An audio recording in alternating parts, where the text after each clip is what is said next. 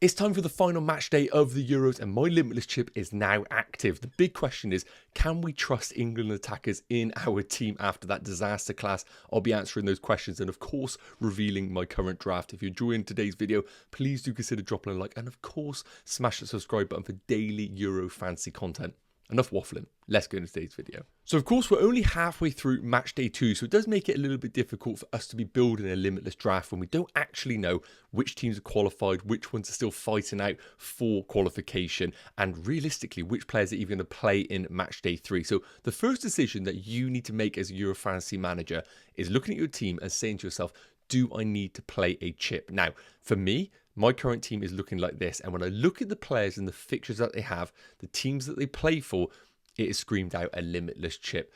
I think there are players in this team that definitely could stay. For example, Lukaku against Ukraine. The German midfield has delivered each and every week. Of course, some of the defenders here look great, like Mittelstadt. And of course, the Portuguese players are perfectly fine against Georgia. But when we look at the rest of this team, we have people like Trent, who could easily be getting dropped for match day 3. We've got De Gea, who has no idea if he's going to feature. Akanji against Germany. My team 100% required a limitless chip. Now, it's worth noting match day 2 is going okay for my team, but I will do a review of it in a future video when we know the official scores. We still have 2 days left of match day 2. So if you didn't know already, my team definitely required a limitless chip. What I'm going to do now is go into the chip strategies that you have available to you, because there are different directions that you can go, which is going to depend on how aggressive you want to be. So of course, with us going into match day 3, we have less times that we can actually be using our 2 available chips. Now, of course, you may have used one of your chips in match day 2, so you've got a bit of a deliberation. Do you use your final chip in match day 3? If you're in that situation, let me know in the comments. Of course, I'll answer as many questions as I possibly can leading up until that deadline. But I've put 2 things here first and foremost that we have to remember going into match day 3. Firstly, you cannot use either chip in match day 4. So for those that don't know, match day 4 is the round of 16. And in your fantasy game, you are given unlimited transfers to build a team. So you're not allowed to use a chip in match day 4, similar to obviously match day 1 when we were given unlimited transfers. So the next time you can play a chip, if you don't use it in match day 3, will be match day 5 in the quarterfinals. The other thing that we need to remember is once you've used your limitless chip, once that match day is finished, your team will reset to the previous team. So for example, if you did use your limitless chip in match day 2, you'll now be going into match day 3 with your match day 1 team. That is how it works. And that is really, really important when we consider when is best to use the limitless chip. So for example here, if you were to use your limitless chip in the quarterfinals and you didn't have a wild card in hand, you could be in a really bad situation where you get to the semi-finals of the competition with your round of 16 team. And with that, you might have half of your team already knocked out of the competition, which is not an ideal situation to be in. So I've put 2 options here, which basically I personally think is the only 2 really available. The first option, and probably the most popular right now for a lot of Euro fantasy managers who haven't used one of their chips yet, is to play the limitless chip in match day 3, followed by the wildcard in match day 5. So what are the pros and cons in this? Well, the pros of using the limitless in match day 3 is that you can be really flexible to how you think teams are going to set up. I think we all know there is going to be a bit of difficulty predicting the starting 11s, especially for those teams that are already qualified going into the knockout stages. But that is going to apply to every single manager. So I think using your limitless chip is actually a real big advantage because you can latch on to those potential differentials, even though we might not know exactly who they are. The benefit of this then is that you obviously go into the match day 4 with unlimited transfers like everybody else. But then in match day 5, you can use your wildcard in the quarterfinals, build a team for the teams that are remaining in the competition, and ideally lean in towards the teams that are maybe favourites for each match, hoping that they get through. And then, of course, you have a team set for the semi-finals alongside some free transfers. The problem with this, of course, is that we are trying to predict the teams' lineups in match day 3, which could be an issue. But as I said, I actually think it's an advantage having your limitless chip in this week. Option 2 otherwise, if your team, and you are blessed in this situation, is looking fantastic for match day 3 and you've somehow gotten through every single game in the group stages with the perfect team, then I tip my hat off to you.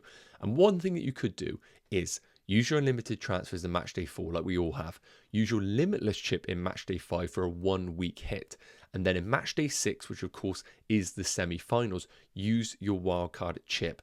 Basically, you are in an optimal position if you can get into this position. But I personally feel like option 1 is going to be the one that caters towards most managers here. And for that reason, I personally am leaning towards option 1 to just try and get the maximized differentials in that match day 3. So with that said, let's move on to the fixtures for match day 3, because that is the ones that we're focusing on, and importantly, the teams that we can realistically target. So for me, match day 3 is really, really exciting when using the Limitless chip, but of course there is a huge risk of it because we can really go for those differentials, but also we don't actually know if they're going to play, which can be a little bit of a concern. So I've brought up the fixtures here for match day 3 in isolation. Now, I am recording this the morning of Friday, so we haven't actually seen 2 days worth of match day 2, which can completely change how these fixtures actually look. But I wanted to highlight the 2 teams that have already qualified going into the knockout stages, and that's going to include Germany and Spain.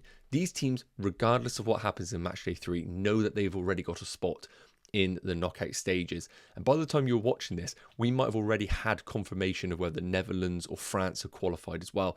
I believe in that situation that if Austria and Poland draw against one another in match day 2 and France or Netherlands win, then they will be qualified into the stage. So in an ideal world, we see Netherlands beat France, meaning that the French have to play their best 11 in match day 3. And that means that we can really pile into some of those top players going into the final game of the group stages. But again, we need to monitor those results. We already know, for example, that England are going to have to play their best 11, or what could be their best 11, in the final game. And that is going to apply to all of these teams here. So what I like about this right now is that Germany, a team that we want to target because they're one of the top teams, and also a qualified, means we might get some differentials. And the great thing about this is that because they are the first kickoff, we're going to get the team sheets out. And if we were to see somebody like a Fulkirk up top and a Leroy Sané in midfield, this is your opportunity to really utilize the Limitless chip and bring in those differentials if you believe that they could do well. So Germany are an amazing team to target, but I would argue that the Switzerland game is not going to be easy at all because they are fighting for their own qualification. So I'm not expecting huge returns from Germany players, but I do think they're still a good team to lean towards. Scotland and Hungary, take your pick in that team. I think there is some value there. But of course, the Monday fixtures, with Spain already being qualified and a great fixture against Albania, we could lean towards some of their top players right now, like Lamine Yamal, like Ruiz, for example. But we could also be a little bit tasty if we think there is going to be some rotation in those teams. And hopefully we will get some sort of journalist reveal, some sort of leaks to players that could be returning into their respective teams. But as I mentioned, at the time recording, it's very difficult for me to sit here and say you have to buy from these teams because we still haven't seen the results of these games. But whatever happens, I think there is enough value from these teams, like targeting France against Poland, like targeting England against Slovenia, no matter what you think about those teams. And of course, even teams like Belgium, whatever happens in match day 2, they have to get a result in match day 3. So that screams to me, guaranteed game time for Lukaku, guaranteed game time for people like De Bruyne. So great opportunities here. And even Portugal against Georgia, I'm kind of hoping Portugal slip up in match day 2 to give us an optimal chance of picking the best players in match day 3. So we'll move on now to my Limitless draft because I feel like I have picked a very good team here, but of course it is going to dictate on what happens with these results. So here is my match day 3 Limitless draft at the time of recording. And a reminder, we're your Limitless draft and limited budget and limited transfer, so we can have fun with this team. Now, as I stated, there are going to be results in the next 2 days that could completely change the players that are selected in this team, but I think on the basis, the structure of this team is really sound and it gets the best of both worlds with some premiums that just have to be in that team, but also a few differentials that we can target. So first up, the goalkeepers. It's so important to note that you want goalkeepers playing on different days to get the full benefit of having them in your team. I previously had Pickford and Magnan of France, but they play on the same day, so there's no benefit whatsoever. So I've gone for Pickford and Costa. I think the fixtures are fantastic. There's a lot of jeopardy for England going into the final day where they don't have to win, but we know what Southgate's like. He is going to build that team on keeping a clean sheet first and foremost.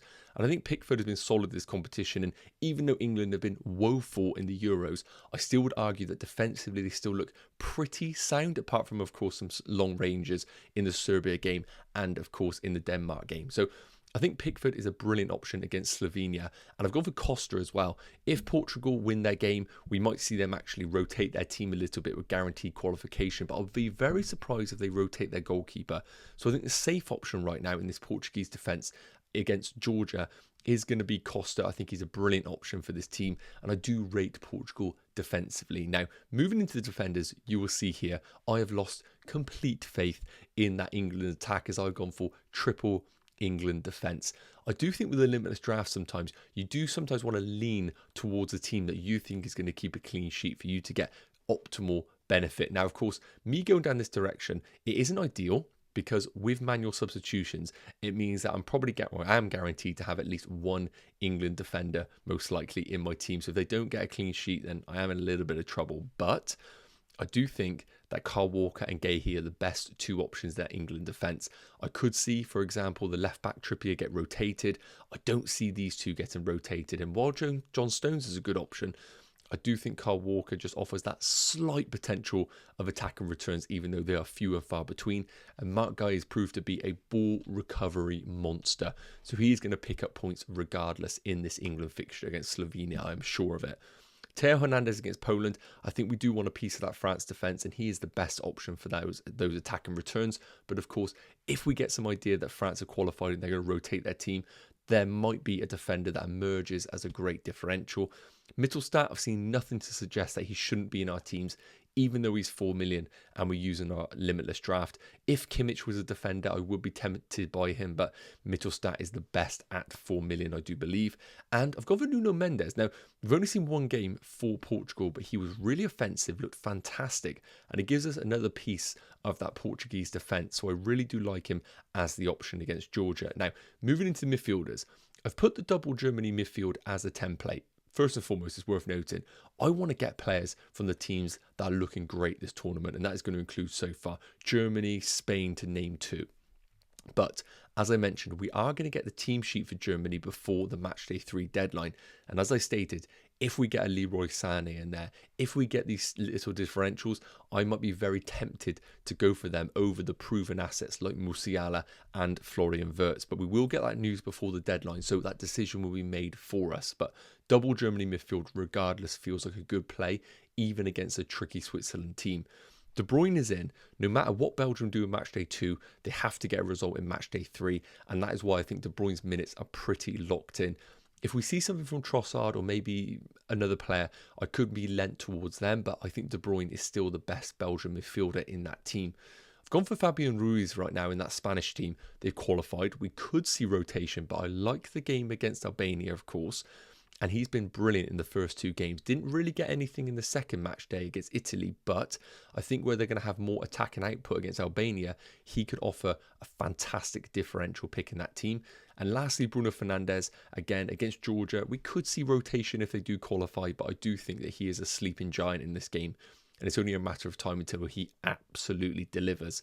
Finally, the forwards, and this is where we can have a little bit of fun.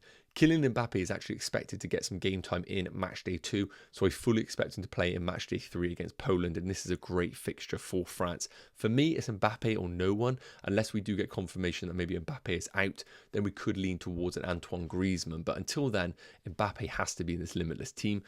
Gone for Lukaku again. They have to get a result. No matter what you think of Lukaku, he gets chances, and I always back him eventually to deliver. And I do think Ukraine have looked a little bit ropey in that first game, but again, we need a second game to get a full assessment of Ukraine and whether they are just a terrible team in general. And finally, I've gone for Spain's Lamine Yamal. Sometimes you need a little bit of fun in this game, and when am I ever else going to pick Lamine Yamal in a fantasy game?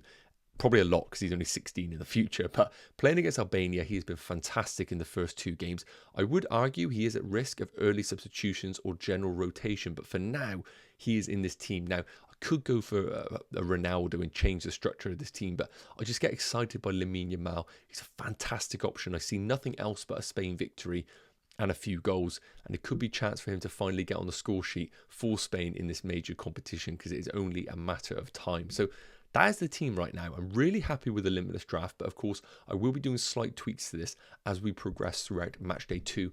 Let me know your thoughts in the comments, and of course, what is your current limitless draft? Yes, guys, okay, that is going to wrap up today's Matchday 3 Limitless Draft reveal. As I discussed, we still have games to play in Matchday 2, so tomorrow I will be revealing my team selection for Matchday 3, which will give us a bit more information off the back of tonight's games. And of course, I will be doing a live stream on the deadline of Matchday 3, alongside maybe one additional video that you'll want to stick around for. So once again, thank you so much for supporting the channel. And if you enjoyed this video, please do drop a like and smash that subscribe button. Have an amazing day, and we'll talk very soon. Take care. Cheers.